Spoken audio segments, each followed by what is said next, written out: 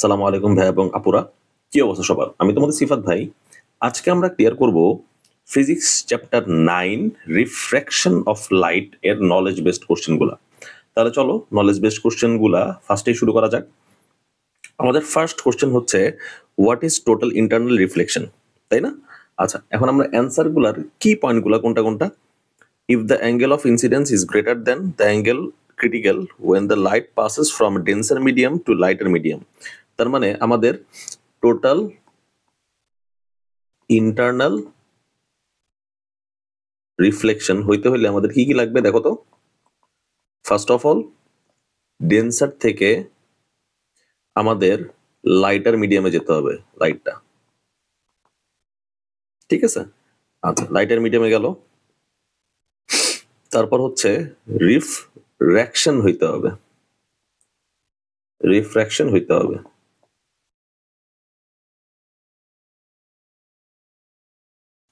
আর হচ্ছে আমাদের angle of incidence bigger then critical angle হইতে হবে।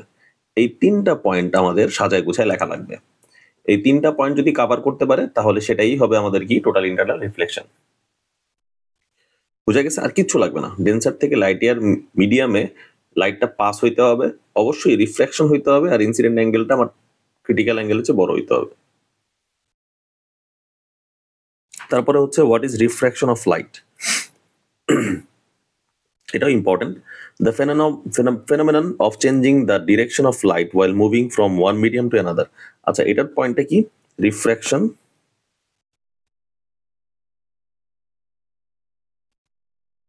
Of light. কি কি লিখবো এখানে? আচ্ছা, এটা হচ্ছে আমাদের one medium to another medium এ যেতে হবে, ঠিক আছে? লাইটটা পাস করতে হবে আর কি। তাহলে this property is known as reflection of light, আর কিচ্ছু না। আর রিফ্লেকশনের মধ্যে পার্থক্য কি?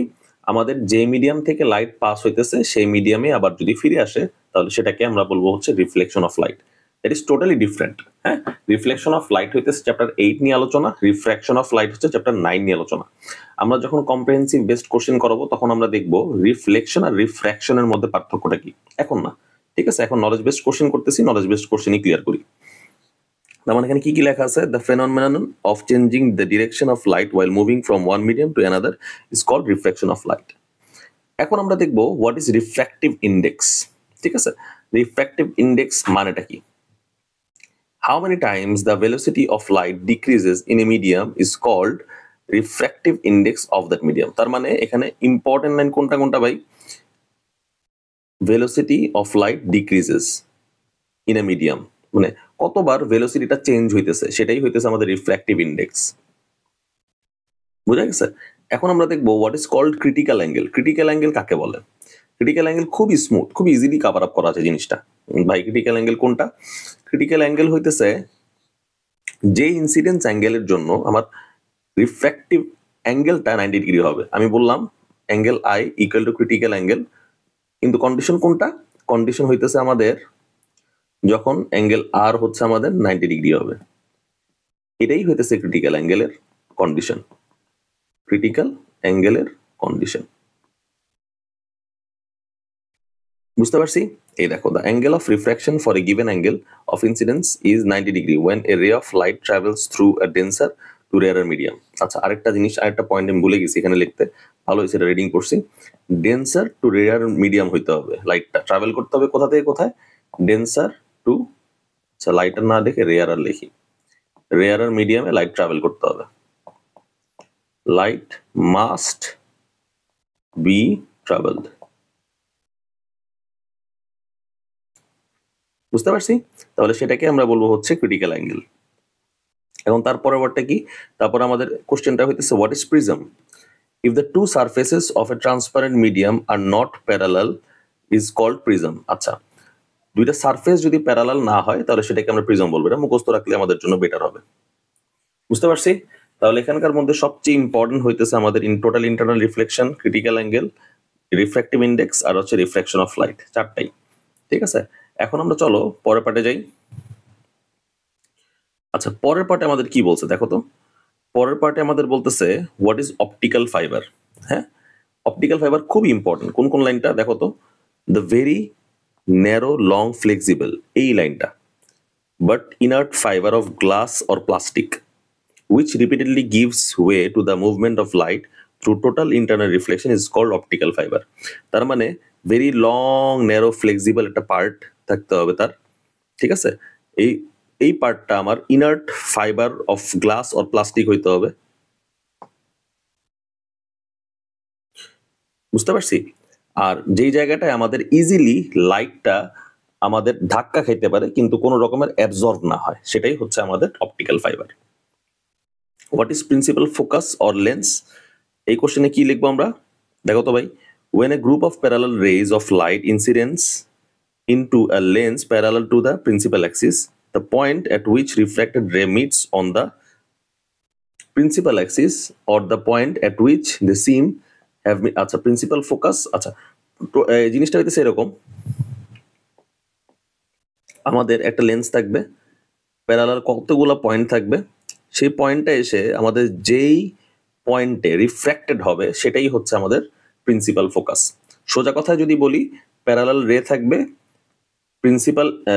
প্রিন্সিপাল অ্যাক্সিস এর প্যারালাল থাকবে, সেটা প্যারালাল রে কাকে বলতেছি, প্রিন্সিপাল অ্যাক্সিসের প্যারালাল, সোজা কথাটা সেটাই।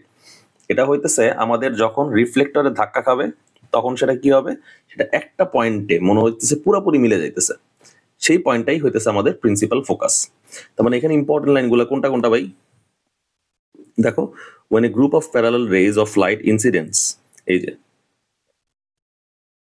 Parallel the principal axis, principal অ্যাক্সিসে যদি প্যারালাল হয়, প্রিন্সিপাল অ্যাক্সিসে যদি প্যারালাল হয় তাহলে একটা পয়েন্টে যে সে কি হবে, মিট করতেছে বলে মনে হবে, সেই পয়েন্টটাকে আমরা বলতেছি প্রিন্সিপাল ফোকাস অর লেন্স।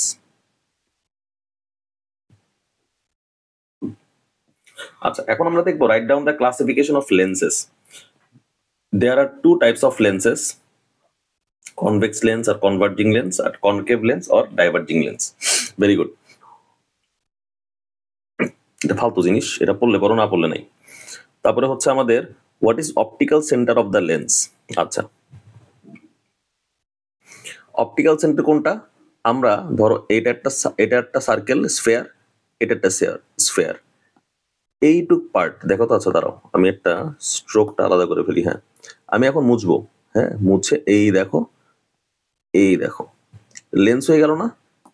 এই লেন্সটার একটা প্রিন্সিপাল অ্যাক্সিস ছিল না, এই প্রিন্সিপাল অ্যাক্সিসের যে মিড পয়েন্টটা সেটাই হচ্ছে আমাদের অপটিক্যাল সেন্টার। তার মানে দেখো তো, optical centre is a specific point located on the main axis within the lens through which a ray passes through it. মানে বুঝতে পারতেছি, যেভাবে আমি দেখাইছি সেটা এখানে লেখছে। আচ্ছা, অপটিক্যাল যে আমাদের সেন্টারটা আছে তার মধ্য দিয়ে আমাদের যে কোনো ধরনের যদি রে চলে যায় তাহলে সেটা হচ্ছে ডিরেকশনাল চেঞ্জ হয় না, ঠিক আছে, নন ডিরেকশনাল চেঞ্জ দেখা যায়। আচ্ছা, what is lens? A lens is the part of any transparent refractive medium bounded by two spherical or one spherical or plane. মানে সোজা কথা হচ্ছে, টু স্ফেরিক্যাল কেন বললো, যে দেখালাম কিছুক্ষণ আগে, দুইটা স্ফেরিক্যাল পার্ট থাকবে, দুইটা স্ফেরিক্যাল পার্ট তুমি মুছে দিবা, দুইটা স্ফেরিক্যাল পার্টের বাকিগুলো মুছে দিবা, মাঝখানে যে পার্ট মিলে আমাদের যেটা ক্রিয়েট করতেছে সেটাই হচ্ছে আমাদের লেন্স। এটা হচ্ছে টোটালটা হচ্ছে আমাদের lens.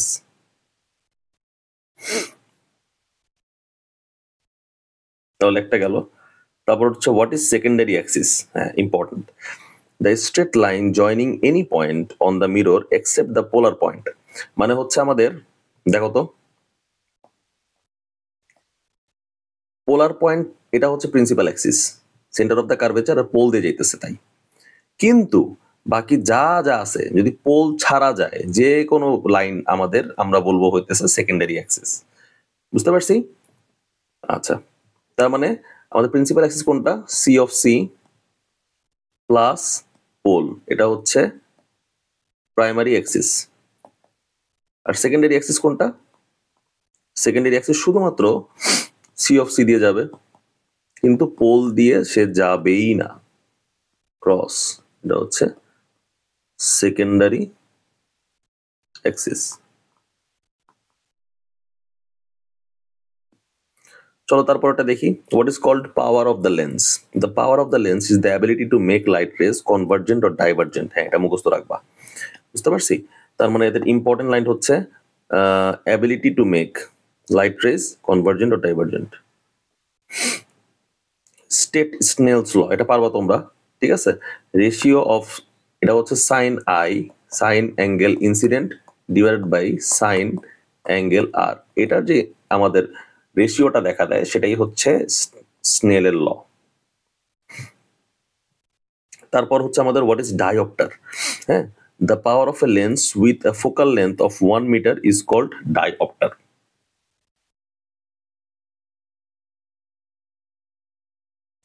What is short sightedness defect of eye? এটা হচ্ছে as the radius of the eyeball increases। আচ্ছা, রেডিয়াস যদি আমাদের ইনক্রিজড হয়, ঠিক আছে, রেডিয়াস যদি আমাদের ইনক্রিজড হয়ে যায়, radius increases, so the focal length of the lens decreases, focal length decreases, the converging power of the lens increases। আরে আল্লাহ রে, converging power কি হবে? increases। এই তিনটা পয়েন্ট যদি থাকে তাহলে আমাদের শর্ট সাইটনেস ডিফেক্ট অফ আই দেখা যায়, ঠিক আছে? এই তিনটা পয়েন্ট,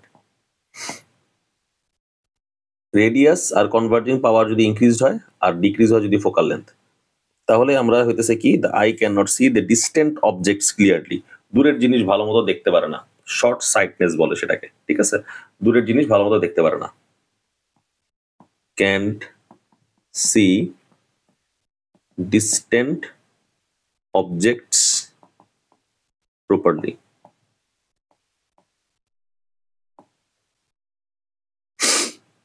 ঠিক আছে, এটাই গেল হচ্ছে আমাদের নলেজ বেসড কোশ্চেন। আশা করি তোমরা এই নলেজ বেসড কোশ্চেন গুলা ভালো মতো বুঝতে পারছো। সবচেয়ে ইম্পর্টেন্ট ওয়ান গুলা এখানে আলোচনা করছি, বাকিগুলা এখানে কোনো ধরা ছোঁয়ার বাইরে। তোমরা আশা করি এসএসসি টেস্ট, প্রি টেস্ট, স্কুলের পরীক্ষা, কোচিং এর পরীক্ষা, আরো যা যা পরীক্ষা আছে এইগুলা কোশ্চেন গুলা যদি ভালো মতো পড়ে যাও, বুঝে যাও, তাইলে এই পয়েন্ট গুলা যদি পিক করতে পারো, তাইলে তোমরা ফুল নাম্বার মানে 1-এ 1 পাবা। ঠিক আছে, 1 নাম্বার কিন্তু অনেক ইম্পর্টেন্ট। অনেকে হইতেছে 2 পেজ লিখে হইতেছে 1 পায়, আর তোমরা শুধুমাত্র ডেফিনেশন ক্র্যাক করতে পারলে 1 পাবা। তাহলে আজকে এই পর্যন্তই ভাইয়ারা, ভালো থেকো, সুস্থ থেকো, আল্লাহ হাফেজ।